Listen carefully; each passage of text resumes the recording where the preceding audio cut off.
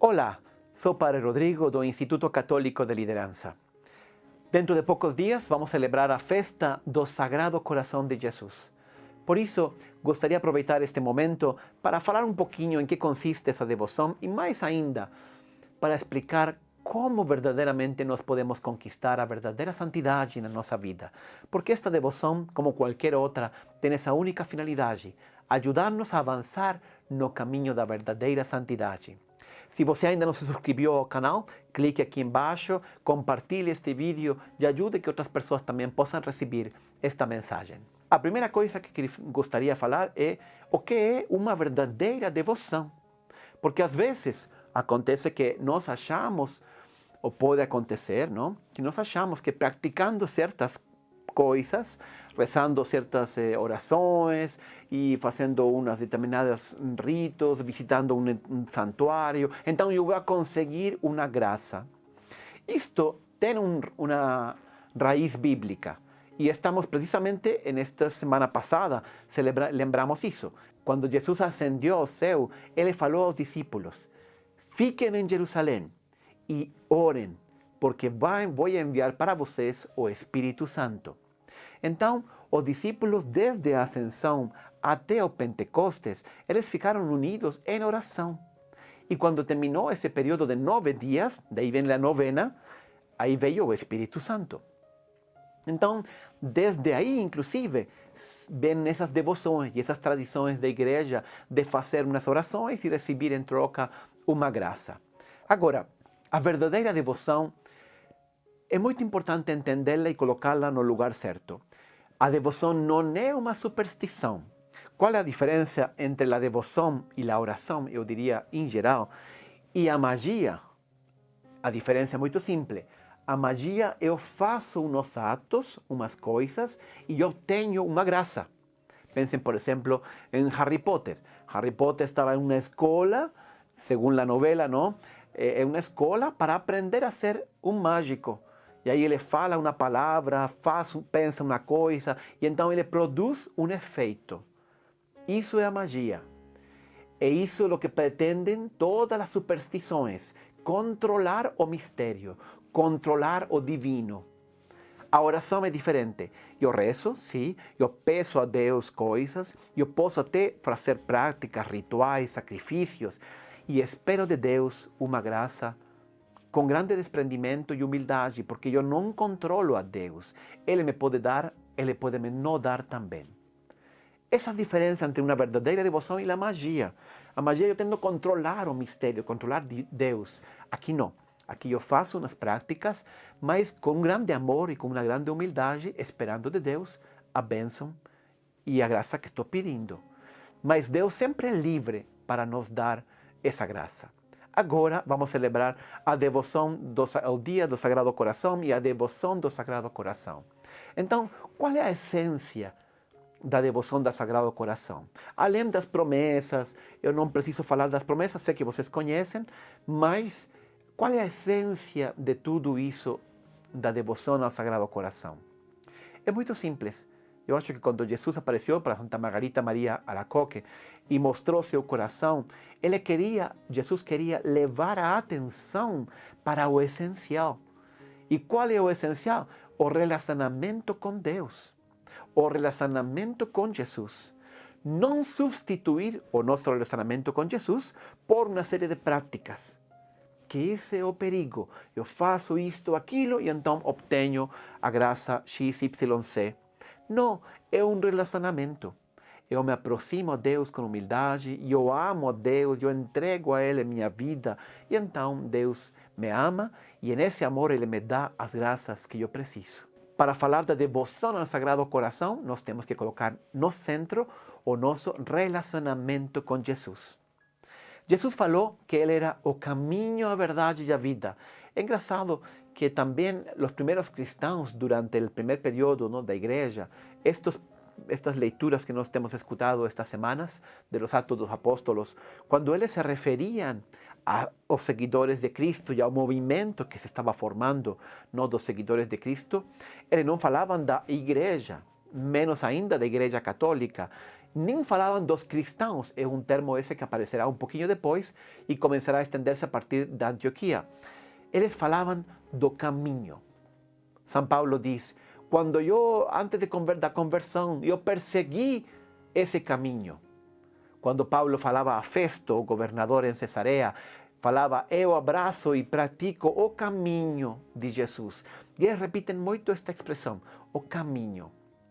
E eu acho muito interessante enxergar nosso relacionamento com Deus, com Jesus em particular, nesta devoção do Sagrado Coração, como um caminho. E eu diria que existem 3 grandes caminhos para nós chegar a Deus. Em primeiro, para chegar a Jesus em concreto. Em primeiro lugar, colocar a Jesus no centro de nossa vida. Em segundo lugar, nos reconhecer como pecadores. E em terceiro lugar, entender que a vida, a nossa vida, não é sobre nós mesmos, mas sobre Jesus, sobre uma missão que Ele nos deu, sobre nossos irmãos. Portanto, Jesus que falou que era o caminho, a verdade e a vida, Ele nos oferece um caminho. Qual? Colocar Jesus no centro. Ele nos oferece uma verdade fundamental. Qual? Que nós somos pecadores e precisamos de Deus. E Ele nos oferece uma vida, ou seja, um estilo de vida. Qual? Entender que a vida não é sobre nós, mas para ser dada. Então vamos começar agora com o primeiro desses caminhos. Colocar Cristo no centro. Para falar deste primeiro ponto, de colocar Cristo no centro, gostaria de usar uma imagem. Eu tive a sorte, já há muito tempo atrás, quando eu começava a minha formação como sacerdote, de ir a estudar em Salamanca, Espanha, humanidades clássicas. E aí nós toda semana visitávamos alguma catedral ou algum museu, etc. Tem muita coisa histórica para conhecer lá. Uma das que mais me impressionou e me chamou a atenção foi a Catedral de Burgos.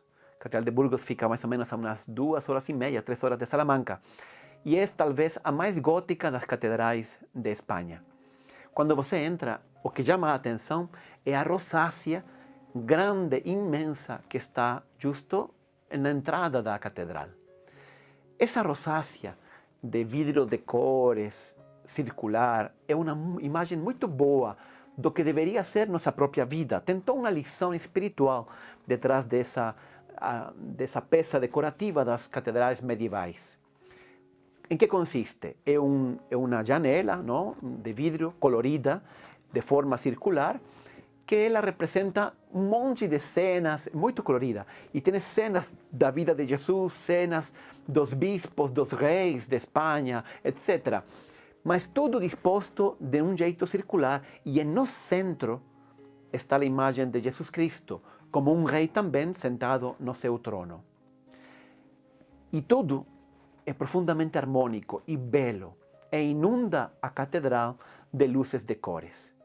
Muito bem, essa é a imagem do que deveria ser também nossa vida. Ou seja, toda nossa vida está composta por diversas áreas, eu diria. Está a nossa família, está nosso casamento, está nosso trabalho, nossos amigos, talvez hobbies que eu dedico à igreja, as amizades da igreja, os filhos, enfim, um monte de coisas. E nós dedicamos a cada uma dessas coisas uma parte de nosso tempo, uma parte de nossas energias, uma parte inclusive de nossos recursos econômicos. E eu invisto nelas, por exemplo, uma parte é a saúde. Então eu faço exercício, vou ao médico, faço controles, eu dedico tempo e ela, a saúde, me devolve uma parte da minha felicidade, que é um bom estado físico, de uma saúde física. Ou mesmo o matrimônio, o casamento. Eu dedico um tempo para ele, umas energias, um dinheiro, e aí ele também me dá uma parte dessa felicidade. Então a minha vida está dividida, por dizer de algum jeito, em todas essas áreas. E cada uma delas é importante, cada uma delas contribui à minha felicidade plena. Então todas elas devem ter um único ponto de referência: Cristo. Cristo estar no centro. Não vale que eu coloco Cristo no centro e alguma dessas áreas fica fora do alcance de Cristo. Que às vezes nós vemos isso. Pessoas que são muito boas com sua esposa, com seus filhos, com sua família, mas os negócios, aí não, padre. Aí, se você não contribui, você não forma parte desse sistema corrupto, então você perde, você não dá. Aí não dá para sobreviver de outro jeito. Então, lógico, toda a minha vida está conectada com a minha fé, com meus valores, exceto o trabalho. Então, não funciona assim. Tem que haver uma harmonia. Santo Tomás dizia que a beleza estava composta de três coisas. Era a intersecção de três elementos: a integridade, a coerência e a caridade. A integridade se refere a que é um conjunto completo. Se a algo lhe falta uma parte, ele não é plenamente belo. Em segundo lugar, a coerência, ou seja, todas as partes são coerentes umas com outras. E finalmente a caridade, que Santo Tomás se refere a irradiar essa coerência e essa integridade, o brilho, não? Que neste caso é representado pela luz que atravessa essa rosácea. Então, ela é uma imagem muito, acho, próxima do que deveria ser nossa vida. Ela está dividida em muitas áreas, mas todas elas têm um único centro, que deve ser Cristo. E Cristo deve reinar em todas elas. Eu devo viver o meu casamento do jeito que Jesus quer. Eu devo viver meu trabalho do jeito que Jesus quer. Eu devo ser um pai, uma mãe, do jeito que Jesus quer. Só aí eu coloco Cristo realmente no centro de minha vida. O resto é papo furado. Não dá. Nós temos que... Eu posso rezar muito, posso ir à igreja, mas eu salgo da igreja e a minha vida não reflete isso. Eu não sou um autêntico devoto de Jesus, ou neste caso, do Sagrado Coração. Nós precisamos colocar a Cristo no centro. Tem outra imagem que também complementa essa primeira, e também é do medioevo, não? Da época medieval. É uma outra imagem que, a verdade, foi trazida da tradição cristã por um filósofo, teólogo, chamado Boécio, mas ele pegou da antiga Grécia. Era a imagem da roda da fortuna. A roda da fortuna é uma roda onde você vê que ela gira, não? Mas você vê 4 pessoas nessa roda. Umas estão lá em cima, outra embaixo, uma à esquerda, outra à direita. A que está em cima tem uma inscrição que diz reino. Reino significa eu estou reinando, eu sou rei. A que está à direita, a roda vai girando em sentido horário, está caindo, a coroa dele está caindo. Então diz regnavit, que significa em latim, eu reinava, mas já não. A que está embaixo não tem coroa, não tem vestes de rei, e ele diz sine reino, ou seja, eu não tenho reino. E a que está aqui à esquerda, que está subindo e estende a mão como querendo pegar o trono, ele diz regnabo, ou seja, eu reinarei. Essa roda da fortuna, diz Boécio, e da tradição cristã, inclusive tem uma ópera muito famosa baseada nessa imagem, que é Carmina Burana, não? Representa a vida, porque a vida é assim. Às vezes você está reinando, às vezes você está lá embaixo e não tem nada. Outras vezes você está perdendo uma boa oportunidade, um reino, entre aspas, não? Ou você tem a expectativa de que dentro de pouco vai conquistá-lo. Então, é assim. Mas a roda gira e gira e gira. Nós nunca estamos totalmente em cima, totalmente embaixo. Nós passamos por todos esses momentos. E o mais importante é isto. Todos eles têm uma certa dose de ansiedade, uma certa dose de estresse. Nós sempre experimentamos isso na vida, porque em qualquer lugar que você se encontre na roda, você sofre. Se você está em cima, você está angustiado porque pode perder o que tem. Eu conheço pessoas que têm muito dinheiro e você acha que eles vivem felizes e em paz. Não, eles também estão muito preocupados. Uma empresa deles está com um problema, as ações da bolsa estão caindo, padre isto e aquilo. Eles estão reinando, mas eles sofrem também, tem um estresse. Quem está perdendo também, olha padre, está indo tudo muito ruim, já perdimos uma empresa, já perdimos isto, e nós estamos sofrendo. Quem está embaixo, óbvio, também está sofrendo, porque não tem nada, não? E quem está subindo, também, olha, eu posso conseguir esse emprego, posso conseguir essa oportunidade, mas também tem outros concorrentes, não sabem se vão conseguir. Em todas partes nós temos estresse, ansiedade, sofrimento e motivos para ser infelizes. Como nós escapamos dessa roda? De um jeito muito simples, indo para o centro. No centro da roda aparece a imagem de Cristo. também como rei, também Ele governando, reinando. Então, quando você coloca seu coração em Cristo, no centro da roda, já você não está girando. Você fica fixo, os olhos em Ele, o centro de seu coração em Cristo, em Jesus. E aí você está na parte de cima, e olha, você está indo muito bem, parabéns. E você diz, sim, tudo bem, mas tudo passa. Você está indo ruim, as coisas estão muito mal, como agora, com esta pandemia e tudo. E aí você diz, sim, tudo bem, mas tudo isto passa também. Deus não me abandona. Quando você está subindo, quando você está descendo, sempre o seu coração e a sua vida tem um centro. E esse centro é Cristo. Quando Cristo, então, é o centro de nossa vida, a nossa vida é bela, no sentido divino. Nós irradiamos essa graça de Deus.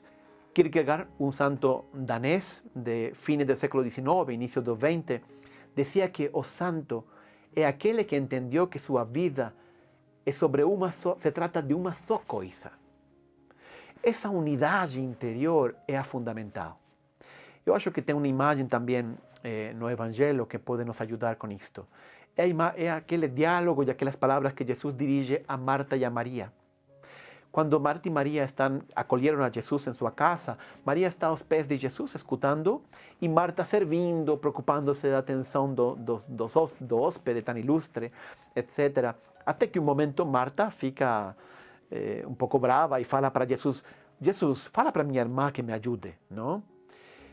Muitos comentaristas do Evangelho, ao longo da história da igreja, sempre comentaram e compararam a Marta e a Maria com a vida ativa Marta versus a vida contemplativa Maria. Eu não estou em contra dessa interpretação, não. Mas eu cada vez que volto sobre essa passagem, eu penso que existe uma interpretação mais profunda e que Jesus pretendia falar algo muito mais profundo que essa diversa vocação, ambas cristãs, não? Da vida ativa e da vida contemplativa. Jesus responde a Marta, Marta, tu te preocupas e estás ansiosa por muitas coisas, mas só uma é necessária. Ou seja, o verdadeiro problema que Jesus apunta nesse comentário não é a diferença entre a vida ativa e a vida contemplativa. É o problema da pluralidade versus a unidade interior. Nosso coração está dividido em muitas coisas e, portanto, ansioso. O nosso coração está unificado sobre uma única coisa, Jesus. Então, isso é muito importante. Quando você consegue colocar o seu coração no centro da roda e escapar dessa ansiedade, desse estresse, de quem está girando, portanto, colocar em Cristo, então você conquista aquele conceito do que falavam os antigos santos da igreja, da indiferença. Indiferença é isso. Eu consigo estar livre do estresse, da ansiedade, das coisas do mundo. São Paulo tem uma citação muito interessante falando desta indiferença na carta aos Coríntios, na primeira carta aos Coríntios. Ele diz assim, irmãos, o que desejo vos fazer entender é que o tempo se abrevia sobremaneira. De agora em diante, aqueles que têm esposa, vivam como se não tivessem. Aqueles que estão tristes, como se não chorassem. Aqueles que estão alegres, como se não houvessem alcançado a felicidade. Os que podem comprar o que desejam, como se não possuíssem. Os que se beneficiam dos produtos do mundo, como se não tivessem acesso a nada, porque a aparência deste mundo passa. É justamente isso. Não é que nós não busquemos as coisas, precisamos delas, não? Ir a comprar aquilo, ter uma casa, ter um carro, enfim, ter uma posição, melhorar nossa carreira, tudo isso bem-vindo. Mas ter tudo isso como se não tivéssemos, ou seja, com um profundo desprendimento interior. Estamos nas mãos de Cristo. Nosso coração está em Deus em cima de qualquer outra coisa. Então, essa imagem, a primeira coisa, o primeiro caminho pelo qual eu sou um verdadeiro devoto do Sagrado Coração, é colocando Jesus no centro da minha vida. Não só por palavras, mas de um jeito efetivo. E é um desafio que nós temos que enfrentar todo dia. Eu, como padre, colocar a Cristo no centro da minha vida é tudo, mas é uma luta permanente contra nosso egoísmo, contra nossas paixões, contra tudo o pecado original que está em nós. Mas aí então vem a segunda ideia. O segundo caminho é nos reconhecer como pecadores. Eu não posso chegar a Deus sem essa verdade fundamental de minha vida. Nós temos um coração que é como um poço que nunca nós conseguimos preencher.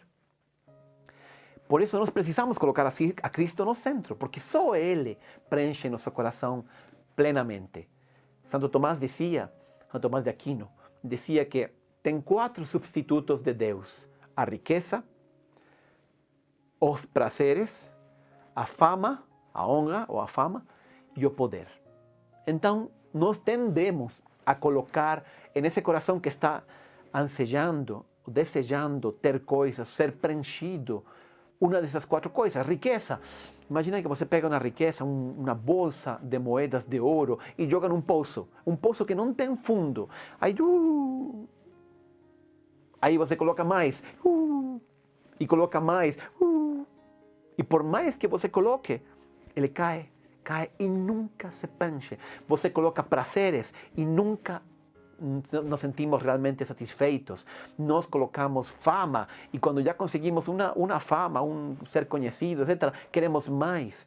O coração humano está ferido pelo pecado e ele busca sempre mais preencher esse vazio, mas busca muitas vezes preenchê-lo pelo caminho errado. Então, você escala muitas ladeiras pelas quais os homens e as mulheres deste mundo encontram o sucesso. E fazemos grandes esforços. Eu vejo pessoas que por conquistar o triunfo, o sucesso em sua carreira, fazem esforços enormes. E quando chegam lá, se dão conta de que escalaram o muro errado. Que al final, quando conquistaram essa fama, esse poder, essa riqueza, esses prazeres, isso não preencheu o coração deles. Por quê? Porque eles não reconheceram o fundamental, que era nos conhecer como pecadores, como necessitados de Deus. Tem uma imagem no Evangelho que eu acho que de algum jeito todos nos sentimos um pouco identificados, não? Que é a imagem da mulher samaritana. Essa mulher que Jesus encontrou num poço, precisamente o poço de Jacó. Todo dia ela tinha que sair de sua casa e vir até o poço com uma jarra de água muito grande para preencher de água e levar para a casa. Por quê? Porque estava com sede, porque precisava da água na casa. Mas aí ela fazia todo esse esforço, chegava até o poço, preenchia a jarra, voltava à sua casa e ao dia seguinte ela tinha que repetir a mesma coisa. E todo dia ela tinha que ir a buscar água porque nunca deixava de sentir sede. Até que um dia encontrou Jesus e Jesus fala para ela: eu tenho uma água que se você beber, nunca mais terá sede. Nunca mais precisará vir a pegar essa água. Esse é exatamente o drama do ser humano. Nós temos um coração que não conseguimos preencher. Só com Deus. Santo Agostinho dizia: inquieto está nosso coração até que descanse em Deus.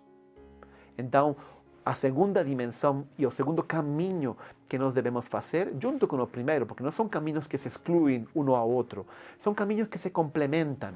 Um vai paralelo ao outro.